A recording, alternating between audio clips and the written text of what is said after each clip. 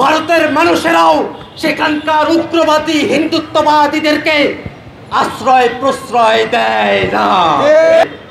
আমরা যে টেরিটরির মধ্যে আছি, টেরিটরির ভিতরে অথবা বাইরে, চুক্তির ভিতরে এবং আমাদের টেরিটরিতে 1 ইঞ্চি জায়গার উপরে কোনো শুকরের থাবাকে আমরা সহ্য করব না। যে সংগঠনটি গতকাল সেখানে হামলা করেছিল, সেই সংগঠনটির নাম কি?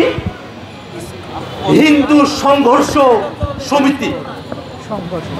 হিন্দু সংঘর্ষ সমিতি, যে সংগঠনের নামের মধ্যেই সংঘর্ষ কথা থাকে, সেই সংগঠন কেমন ধরনের সংগঠন হতে পারে তার নতুন করে বলবার অপেক্ষা রাখে না।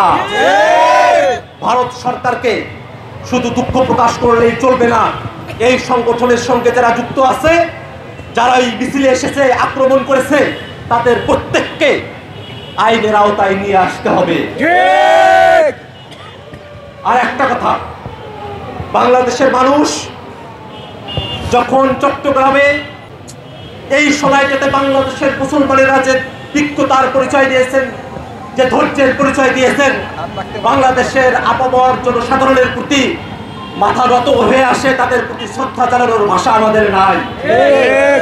বাংলাদেশের মানুষ জীবন দিয়ে এখান থেকে হাসিনাকে হটিয়েছে, আমরা বিশ্বাস করি তারা জীবন দেওয়ার জন্য প্রস্তুত। কিন্তু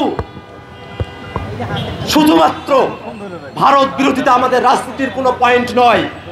ভারতের আগ্রাসী রাজনৈতিক যে সিদ্ধান্তগুলো আমাদের উপরে চাপিয়ে দেওয়া হয়, ভারতের আগ্রাসী যে কূটনৈতিক সিদ্ধান্তগুলো আমাদের উপরে চাপিয়ে দেওয়া হয়, বাংলাদেশের মানুষ শুধুমাত্র তারই বিরোধিতা করে। আপনাদের কাছে আহ্বান রাখি, বাংলাদেশের আপামর মানুষ, ভারতের আপামর সাধারণ জনতা, তাদের সঙ্গে আমাদের কোনো বিরোধের জায়গা নেই। আমরা ভারতের মানুষের সাথে মানুষ হিসাবে সম্পর্কের জায়গায় থাকতে চাই, কিন্তু ভারতের মানুষকে প্রমাণ করতে হবে। আমরা বাংলাদেশের মানুষের কাছে আহ্বান রাখবো, অনেক সময় অনেক চটকদার কর্মসূচি নিয়ে আপনাদের সামনে হাজির হওয়া হবে, হাতে ফেলবার চেষ্টা করা হবে।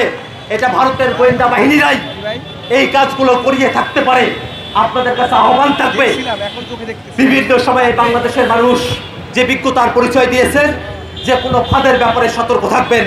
আমাদের দাবি ন্যায্যতার দাবি, আমাদের দাবি মর্যাদার দাবি, আমাদের দাবি আমাদের বাংলাদেশিদের ভাগ্যের যে চাকা, সেই ভাগ্যের চাকা যেন বুলন্দ থাকে, তার দাবি।